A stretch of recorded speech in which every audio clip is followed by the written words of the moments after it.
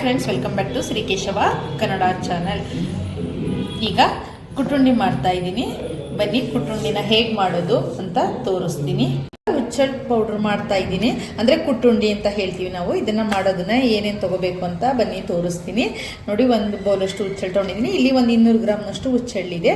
ಅದಕ್ಕೆ ನಾವು ಗುರೆಳ್ಳು ಅಂತ ಕೂಡ ಹೇಳ್ತಾರೆ ಕೆಲವೊಬ್ಬರು.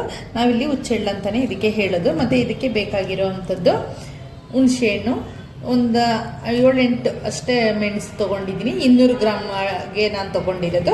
ಆಮೇಲೆ 1 ಟೀ ಸ್ಪೂನಷ್ಟು ಜೀರಿಗೆ ತೊಗೊಂಡಿದ್ದೀನಿ, ಸ್ವಲ್ಪ ಕರಿಬೇವು ಸೊಪ್ಪು, ಮತ್ತು ಸ್ವಲ್ಪ ಕಲ್ಲರ್ಗೋಸ್ಕರ ಬ್ಯಾಡಗಿ ಮೆಣಸಿನ್ಕಾಯಿ ತೊಗೊಂಡಿದ್ದೀನಿ. ಒಂದು 4 ಮಾಮೂಲಿ ಗುಂಟೂರು ಮೆಣಸಿನ್ಕಾಯಿ ತೊಗೊಂಡಿದ್ದೀನಿ. ಅಂದರೆ ಸ್ವಲ್ಪ ಇದೊಂದು 5 ಹಾಕಿದ್ರೆ ಅದೊಂದು 5 ಹಾಕಬೇಕು, ಆ ಥರ ತೊಗೊಂಡಿದ್ದೀನಿ.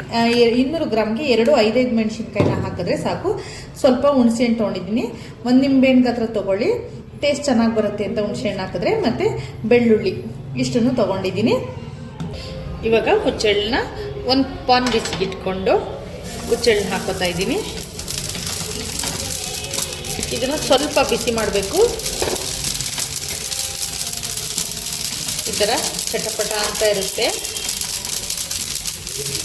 ಪ್ಯಾನ್ ಬಿಸಿ ಆದಮೇಲೆ ಹಾಕ್ಕೊಂಡ್ರೆ ಈ ಥರ ಚಟಪಟ ಅಂತಲ್ಲ. 1 ನಿಮಿಷ ಅಷ್ಟೇ, ಸ್ವಲ್ಪ ತುಂಬ ಸಿಹಿಬಾರ್ದು ಅದು.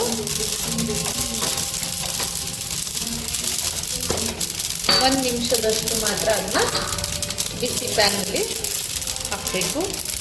ಇವಾಗ ಹುಚ್ಚೆಳ್ಳನ್ನು ಸ್ವಲ್ಪ ನಾವು ಹುರಿದು ಇಟ್ಕೊಂಡ್ಮೇಲೆ ಒಣಮೆಣ್ಸಿನ್ಕಾಯಿ ಹಾಕ್ತಾಯಿದ್ದೀನಿ. ಇದು ಸ್ವಲ್ಪ ತುಂಬ ಇದನ್ನು ಅಷ್ಟೇ, ಒಣಮೆಣ್ಸಿನ್ಕಾಯಿನಷ್ಟೇ ತುಂಬ ಕಪ್ಪ ಮಾಡ್ಕೋಬಾರ್ದು. ಸ್ವಲ್ಪ ಹಾಗೆ ಅಂದರೆ ಪೌಡ್ರ್ ಆಗಬೇಕು ಅಲ್ವಾ, ಅದರಿಂದ ಸ್ವಲ್ಪ ಬಿಸಿ ಮಾಡ್ಕೋಬೇಕು ಅಷ್ಟೇ. ಮತ್ತು ಕರಿಬೇವಿನ ಸೊಪ್ಪು ಇದ್ರ ಜೊತೆನೇ ಹಾಕೊಂಡ್ಬಿಡ್ತೀನಿ ಬಿಸಿ ಪ್ಯಾನ್ಗೆ.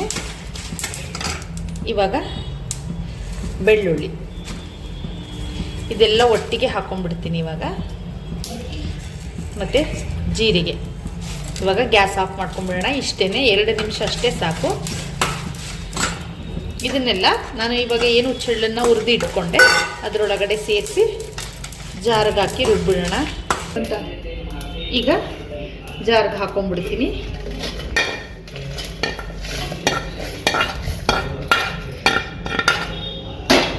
ಹುರಿದಿರೋಂತಹ ಹುಚ್ಚೆಳ್ಳು ಕೂಡ ಹಾಕೋತೀನಿ. ಇದಕ್ಕೆ ಸ್ವಲ್ಪನೂ ನೀರು ಸೇರಿಸಬಾರ್ದು. ಇವಾಗ ರುಚಿಗೆ ಎಷ್ಟು ಬೇಕು ಅಷ್ಟನ್ನು ಉಪ್ಪನ್ನು ಹಾಕೋಬೇಕು.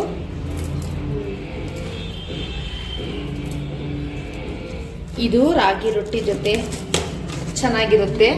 ಇವಾಗ ಇದನ್ನು ನುಣ್ಣಗೆ ನಾನು ಇವಾಗ ಪೌಡ್ರ್ ಮಾಡ್ಕೊಂಡ್ಬಿಡ್ತೀನಿ. ನೋಡಿ, ಇವಾಗ ಕುಟ್ರುಂಡಿ ರೆಡಿಯಾಗಿದೆ. ಎಷ್ಟು ಚೆನ್ನಾಗಿ ರೆಡಿಯಾಗಿದೆ ಅಂತ.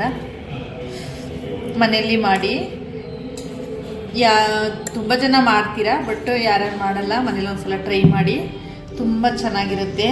ನೀವು ರಾಗಿ ರೊಟ್ಟಿಗೆ, ಚಪಾತಿಗೆ ಅಥವಾ ಅಕ್ಕಿ ರೊಟ್ಟಿಗೆ ಎಲ್ಲದಕ್ಕೂ ತುಂಬ ಚೆನ್ನಾಗಿ ಬರುತ್ತೆ. ಈ ವಿಡಿಯೋ ನಿಮಗೆ ಇಷ್ಟ ಆಗಿದ್ದರೆ ಲೈಕ್ ಮಾಡಿ, ಶೇರ್ ಮಾಡಿ, ಕಮೆಂಟ್ ಮಾಡಿ. ಹಾಗೆ ಆದಷ್ಟು ನನ್ನ ಚಾನಲ್ನ ಸಬ್ಸ್ಕ್ರೈಬ್ ಮಾಡ್ಕೊಂಡು ನೋಡಿ. Thank you.